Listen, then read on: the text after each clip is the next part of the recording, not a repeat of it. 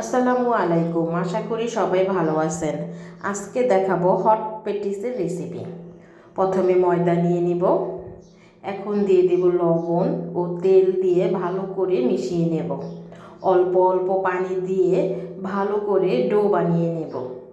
আমি ডোটা বানিয়ে রেখেছি। এখন এখান থেকে 10টি লেচি বানিয়ে নিয়েছি। এখন পেটিসের ভিতরে যে পুরটা থাকে সেটা বানিয়ে নেব।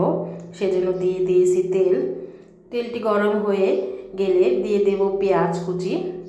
পেঁয়াজ কুচিগুলো হালকা ভেজে নিয়ে এখন এর মাঝে দিয়ে দেব আদা বাটা, দিয়ে দেব রসুন বাটা, লবণ দিয়ে দেব, ধনিয়া গুঁড়া দিয়ে দেব, দিয়ে ভালো করে পেঁয়াজের মাঝে কষিয়ে নেব।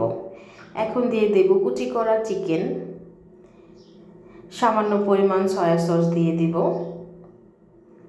ভালো করে ভেজে নিতে হবে। 1 চামচ গোলমরিচের গুঁড়া দিয়ে দিলাম। মাংসটা ভাজা ভাজা হয়ে আসলে এখন দিয়ে দিব কাঁচামরিচ কুচি। একটি বাটিতে কর্নফ্লাওয়ার গুঁড়ি লিখেছিলাম, সেগুলো দিয়ে দিব। পুরটা হয়ে এসেছে। এখন যে 10টা লিচি বানিয়েছিলাম সেই লিচিগুলো থেকে আমি 10টা রুটি বানিয়ে নেব। আমি এক এক করে 10টা রুটি বানিয়ে নেব। রুটিগুলো বানানো হয়ে গেলে এখন সামান্য ময়দা দিয়ে তেল দিয়ে একটা লিকুইড ব্যাটার বানিয়ে নেব।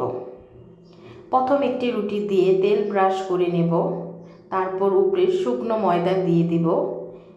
এর উপর আরেকটা রুটি দিয়ে দিব, আবার তেল ব্রাশ করে দিব, শুকনো ময়দা ছিটিয়ে দেব। এমন করে আমি 10টা রুটি বেলে নেব।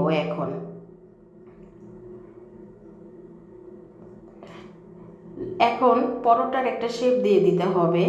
একটু তেল ব্রাশ করে নিব এবং এক পাশ থেকে আরেক পাশ এভাবে পরোটার মতন দিয়ে দিব। আবার মাঝখান থেকে আবার আরেকটা ভাঁজ দিয়ে দিব, সামান্য বেলে নিব। এখন একটি ছুরি দিয়ে ছোট ছোট করে টুকরা করে নেব। টুকরাগুলো নিয়ে সামান্য একটু বেলে দিব। এখন যে পুরটা বানিয়েছিলাম সেটা পেটিসের মাঝখানে দিয়ে দেব। দিয়ে এমন করে পেটিসের একটা শেপ দিয়ে দেব। তেল গরম করে মিডিয়াম আঁচে পেটিসগুলো ভাজতে হবে। আমার পেটিসগুলো ভাজা হয়ে গেলে নামিয়ে ফেলবো। এখন